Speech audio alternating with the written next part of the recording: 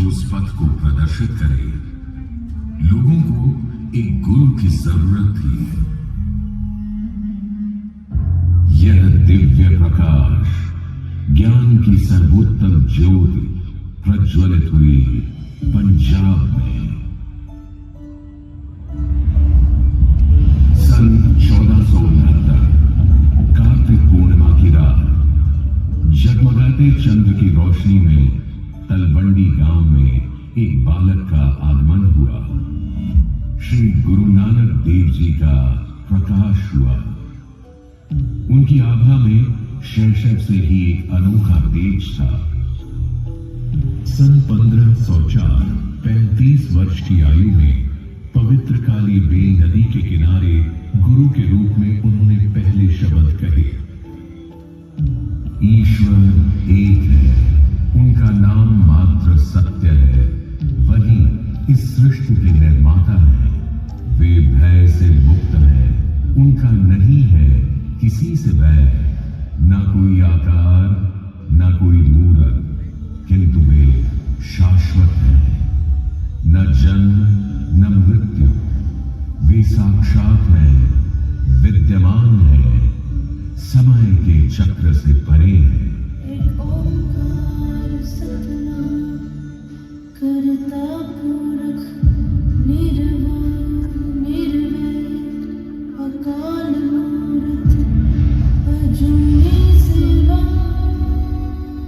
यूं एक ओंकार सतनाम की शिक्षा दे उन्होंने निर्मल पंथ सिख धर्म चलाया। श्री गुरु नानक देव जी की इस ज्योति को 9 गुरुओं ने प्रज्वलित रखा।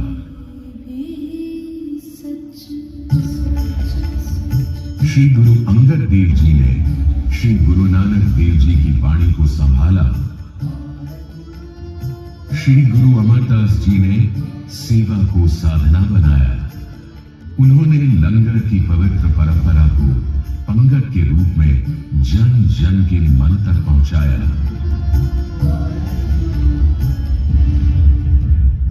श्री गुरु रामदास जी के हाथों ने रामदासपुर की नींव रखी, जो आगे अमृतसर बना।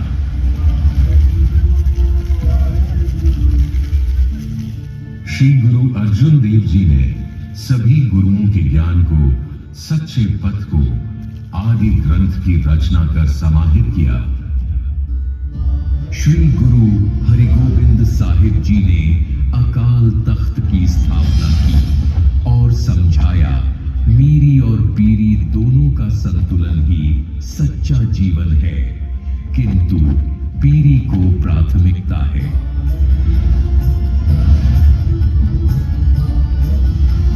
श्री गुरु हरि राय जी और श्री गुरु हरि कृष्ण जी ने करुणा, दया और सेवा को धर्म का आधार बनाया।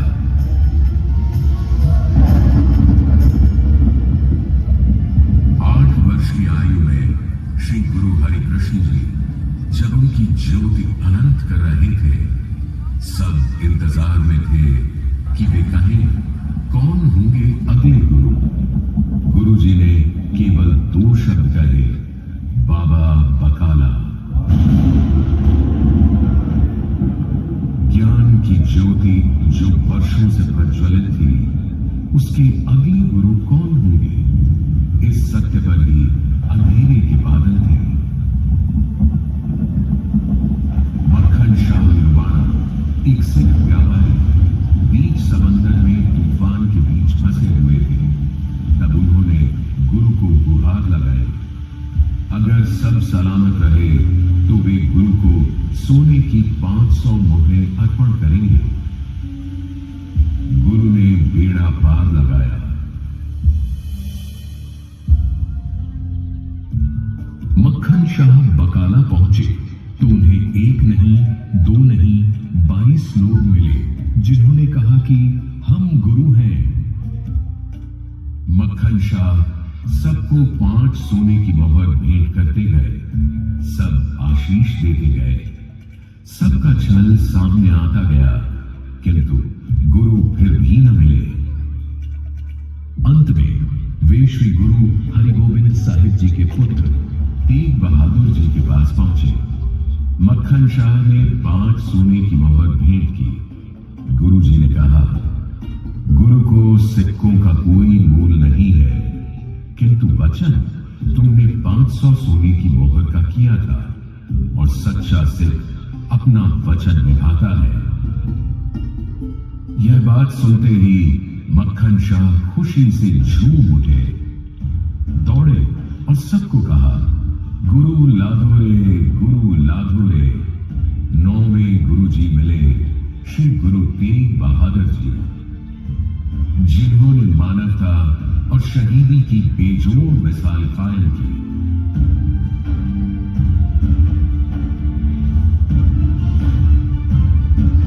श्री गुरु हरि गोविंद साहिब जी और माता नानकी के सबसे छोटे पुत्र थे त्यागमल। शैशव से ही वो समझते थे सेवा, शांति और त्याग को, किंतु साथ ही तलवार में उनकी अलग धार थी। 13 वर्ष की आयु में करतारपुर की जंग में उन्होंने तलवार ऐसी चलाई कि दुश्मन भाग खड़े हुए। श्री गुरु हरि गोविंद साहिब जी ने तब उन्हें उनके नए नाम से पुकारा, तेग बहादुर।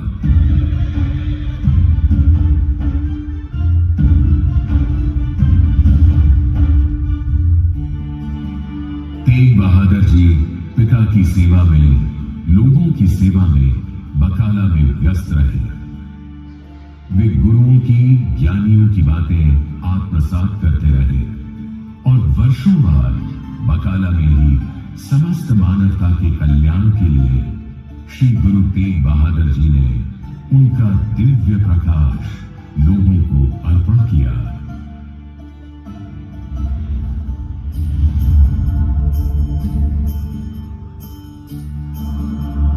उनके ज्ञान को, धर्म के संदेश को, करुणा के मर्म को सब तक पहुंचाने वे यात्रा करते रहे, उत्तर से पूर्व की ओर।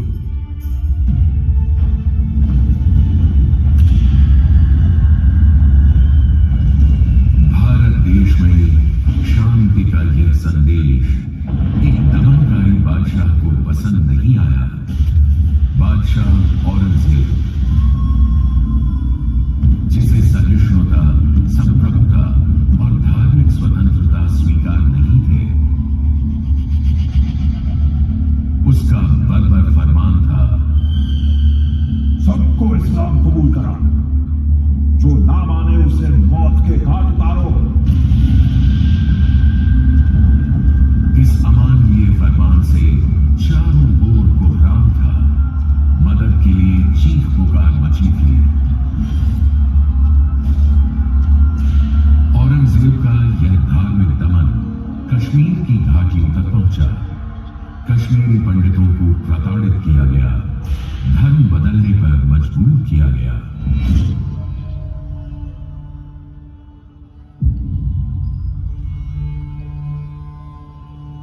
अपने जीवन की रक्षा के लिए आस्था को संरक्षित करने कश्मीरी पंडित श्री गुरु तेग बहादुर जी के समक्ष आनंदपुर पहुंचे।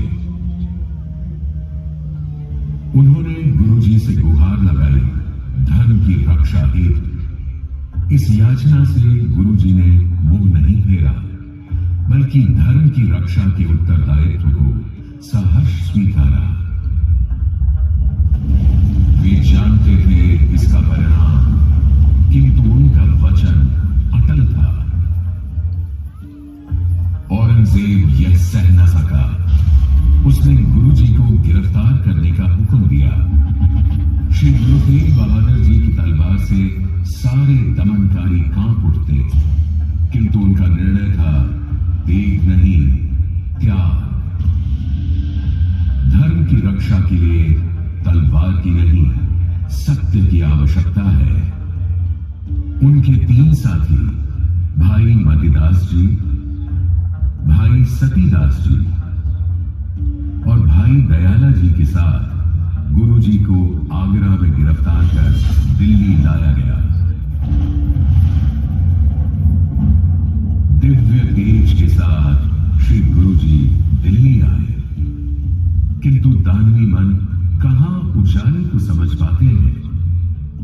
उसकी आंखें सह नहीं पाती। दिल्ली में गुरु तेग बहादुर जी को बंदी बना लिया गया और कहा गया, अपना चमत्कार दिखाओ या फिर इस्लाम को स्वीकार करो, वरना रूह कांप जाए, ऐसी मौत के लिए तैयार हो जाओ।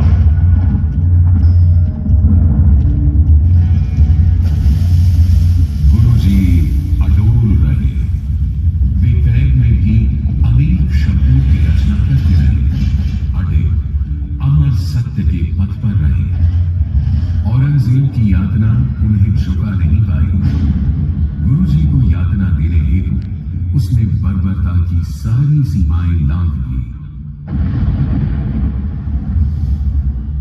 11 नवंबर 1675 हजारों लोगों से भरे हुए चांदनी चौक में मुगल सल्तनत ने जघन्य कृत्य किया। भाई मतीदास जी को सबके सामने लाया गया। उन्हें इस्लाम कबूल करने के लिए विवश किया गया, किंतु वे स्थिर रहे।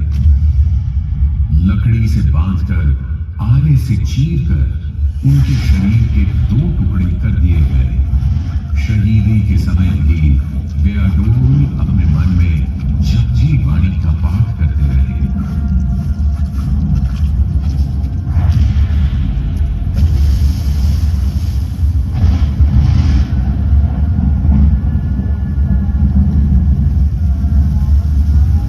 भाई दयाला जी को लहू की बूंधार दिखाई गई, किंतु उनके मन की चेतना कहां कोई भंग कर सकता था।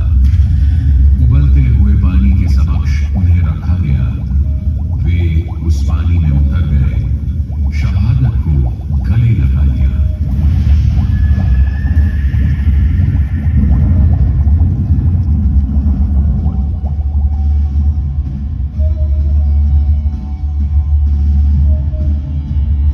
भाई सतीदास जी को रुई में लपेटकर आग लगा दी गई, किंतु वे स्थिर रहे।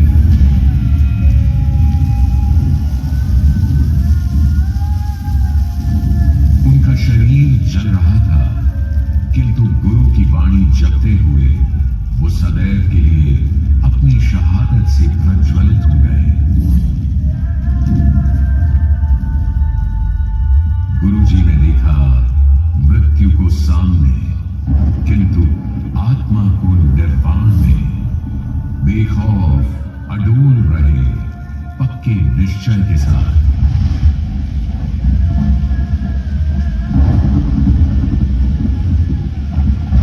दिल्ली के चांदनी चौक में लाल किले के पास उनके शीश पर तलवार गिरी।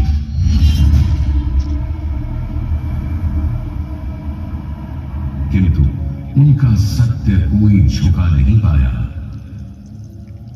रक्त बहा, पर धर्म की जड़ें और गहरी हो गई।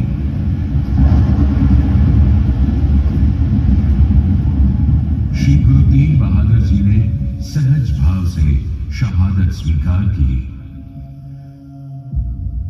उनकी शहीदी के स्थल पर आज स्थित है गुरुद्वारा शीशगंज साहिब, और जहां उनका पवित्र शरीर अग्नि की ज्योति में दीप्तिमान हुआ, वहां स्थित है गुरुद्वारा रकाबगंज साहिब। और उनके पावन शीश को अग्नि भेंट किया गया आनंदपुर के शीशगंज साहिब गुरुद्वारा में।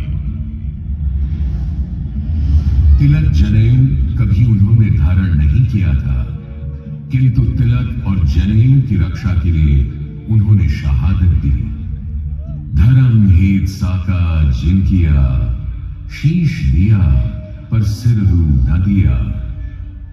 उनकी शहादत गुरु की ज्योति का अनंत विस्तार था, जिसका दर्शन हिंद के जन जन को, कण कण को मिला। वो ज्योति अब केवल ज्योति नहीं, वो अब थी हिंद की चादर।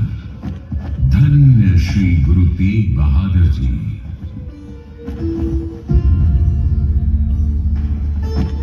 श्री गुरु तेग बहादुर जी की शहादत केवल इतिहास नहीं, बल्कि प्रेरणा है। कि जब भी अन्याय के विरुद्ध उठना पड़े तो अपनी आत्मा की आवाज ही सबसे बड़ी तलवार है। यह स्मरण है उस सीख का जो अंधकार से प्रकाश की ओर, भय से साहस की ओर और भेद से एकता की ओर ले जाती है। यह स्मरण है सिखों के समस्त मानवता के गुरु श्री गुरु तेग बहादुर जी का।